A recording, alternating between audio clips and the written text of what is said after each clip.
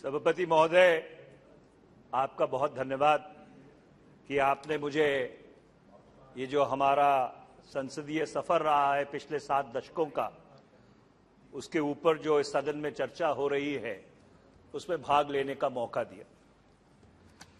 9 दिसंबर 1946 को पहली बार भारत की जो संवैधानिक सभा है उसकी बैठक यहीं इसी सेंट्रल हॉल में हुई थी, पर उसका एक परिप्रेक्ष्य था। अगस्त 1945 में दूसरे महायुद्ध की समाप्ति हुई। पहली बार जो परमाणु शक्ति है उसका उपयोग किया गया और लाखों लोग पूरी दुनिया में 1939 से लेकर 1945 तक मारे गए।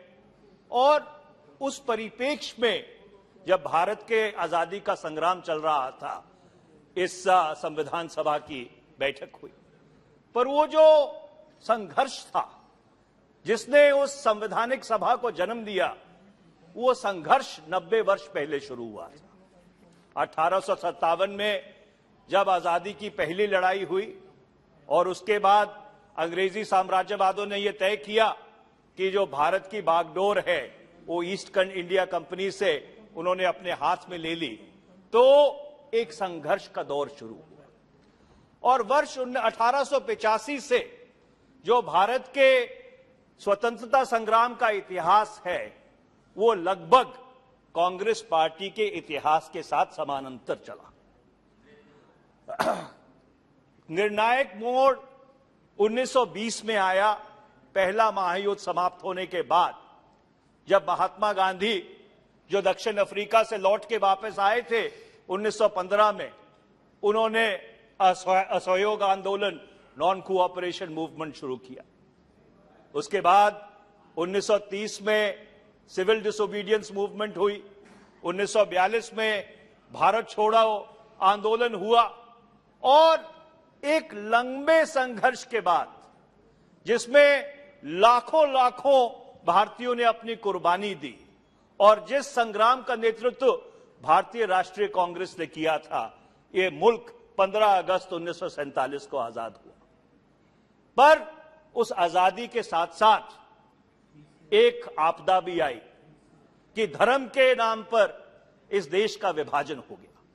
और जब 14 अगस्त 1947 को यह संविधान सभा दोबारा से उसी सेंट्रल हॉल में मिली जहां पे पंडित जवाहरलाल नेहरू ने वो भाषण दिया था, इंडिया स्ट्राइव्स विद डेस्टिनी, तो भारत के संविधान के जो निर्माता थे उन्होंने ये बात तय की कि एक धर्म के आधार पर विभाजन के बावजूद जिस भारत का वो निर्माण करेंगे, उस भारत में चाहे किसी मजहब से, चाहे किसी जात से, चाहे किसी संप्रदाय से, चाहे गरीब हो चाहे अमीर हो, सबको बराबरी का दर्जा दिया जाएगा।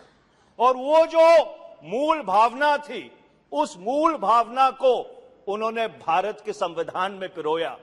शायद जो शब्द पंथ निरपेक्ष 42वें संसदीय संशोधन में से 1976 में भारत के संविधान में जोड़ा गया, पर जो उसका मूलभूत ख्याल था, वो मूलभूत ख्याल जब उस संविधान को ढाला गया, जब वो कॉन्स्टिट्यूशनल डिजाइन बनाया गया, तो उस कॉन्स्टिट्यूशनल डिजाइन में उस ख्याल को बहुत केंद्रीय तरीके से उसको इनकॉर्पोरेट किया गया। और जब हम संविधान की चर्चा करते हैं सभापति महोदय, तो बहुत सी धाराओं की चर्चा करते हैं, पर कई धाराएं ऐसी हैं जिन्होंने मूलभूत रूप से इस मुल्क का सुधार किया, वो बुनियाद रखी। और मैं उसका जिक्र करना चाहता हूं। भारत के संविधान निर्माताओं ने भारत के संविधान में धारा 17 को शामिल किया और उन्होंने क्या कहा कि जो सदियों से चली आ रही ये कुरीति है छुआछूत की, इसको संवैधानिक तौर से हम समाप्त करेंगे। उन्होंने धारा 18 को शामिल किया। धारा 18 ने क्या कहा कि ये जो राजाओं महाराजाओं की परंपरा है इसको हम समाप्त करते हैं। धारा 23 को उसमें इनकॉर्पोरेट किया जिसने कहा कि ये जो बेगार है, जो लोगों से जबरदस्ती काम कराया जाता है, उस बेगार को हम समाप्त करते हैं।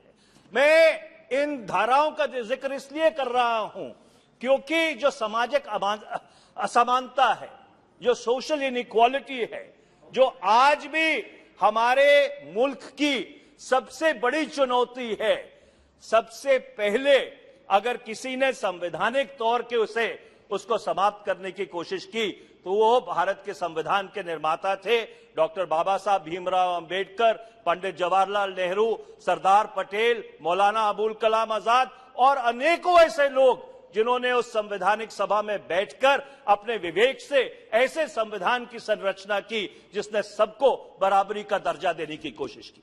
उसके बाद जो सफर शुरू हुआ 1955 में protection of civil rights act इस सदन ने बनाया। उसके बाद आपके जो बैंकों का राष्ट्रीयकरण है कि सब लोगों को बैंकों का फायदा मिल सके, बैंकों का राष्ट्रीयकरण हुआ 1969 में। 1971 में जो राजा महाराजाओं की बची कुछ ही संपत्ति थी, जो प्रिवी पर्सेस थे, उसको समाप्त किया गया। उसके बाद जो शायद सबसे बड़ा क्रांतिकारी कदम इस सदन ने मरहूम स्वर्गीय प्रधानमंत्री श्री राजीव गांधी के नेतृत्व में लिया कि भारत के युवाओं पर उन्होंने भरोसा किया और जो मतदान की आयु सीमा थी वो 21 से घटाकर 18 वर्ष की। 1993 और 94 में ये जो हमारी संसदीय प्रणाली है, हमारा लोकतंत्र है, उसको और ब्रॉड बेस बनाने के लिए जो पंचायती राज से जुड़े हुए प्रावधान हैं वो भारत के संविधान में जोड़े गए।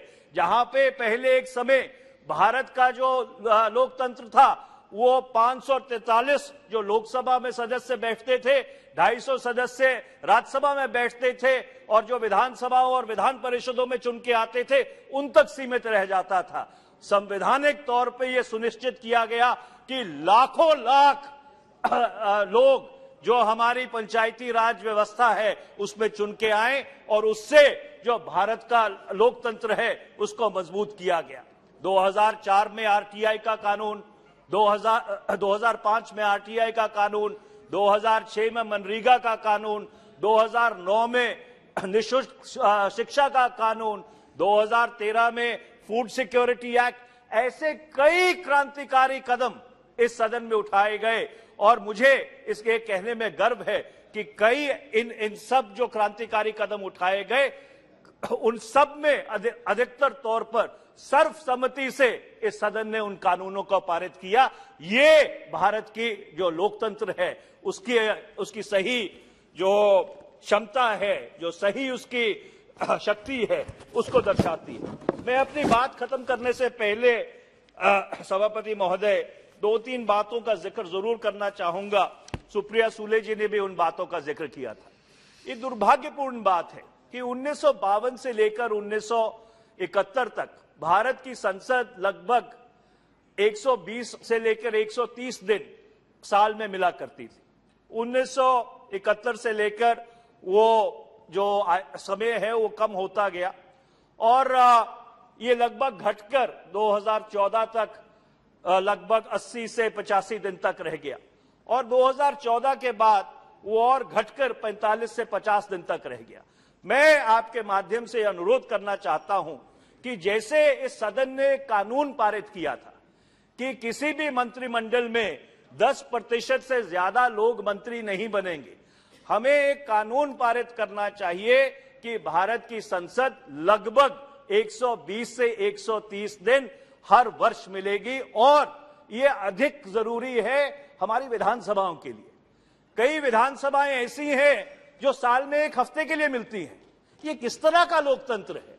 और इसलिए ये प्रावधान करना जरूरी है कि जो बड़े राज्य हैं उनकी विधानसभाएं 100 दिन तक मिले, जो छोटे राज्य हैं उनकी विधानसभाएं 75 दिन तक मिले। इसके साथ साथ अध्यक्ष महोदय, सर्वसम्मति से इस सदन में कानून पारित हुआ जिसको हम 10th शेड्यूल कहते हैं, जो एंटी डिफेक्शन लॉ है। शायद समय आ गया है कि उस एंटी डिफेक्शन लॉ को भी दोबारा से हम अपने संज्ञान में लें, क्योंकि जो उसका मूलभूत उद्देश्य था उसका मूलभूत उद्देश्य वो पूरा करने में असफल रहा है। जो पिछले कुछ वर्ष की घटनाएं हैं वो उसको बहुत साफ तौर पे प्रमाणित करती हैं। पर जो हमारी संसदीय प्रणाली में लोकतंत्र है उसके ऊपर उसका बहुत नकारात्मक असर पड़ा है। और आखिर में मैं यही कहूंगा कि सदन में जो सत्ता का दल है, सत्तारूढ़ दल है, उसका अपना एक स्थान है। ये सदन जरूर जो विधेयक सत्तारूढ़ दल लेके आता है उसको पारित करने में के लिए बना है, पर इसके साथ साथ इस सदन में विपक्ष का भी एक स्थान है।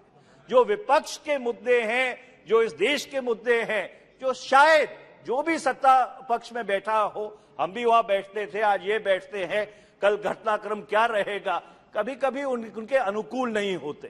पर संसदीय प्रणाली हमारी तब मजबूत होगी अगर वो जो सत्तारूढ़ दल के लिए भी चीजें अनकंफर्टेबल हो वो भी पूरी तरह से इस सदन में उसके ऊपर चर्चा होनी चाहिए। और मैं दुर्भाग्यपूर्ण बात है कि सितंबर 2020 से इस सदन में चीन के ऊपर एक बारी भी चर्चा नहीं हुई है, जो हमारे सामने सबसे बड़ी राष्ट्रीय सुरक्षा की चुनौती है।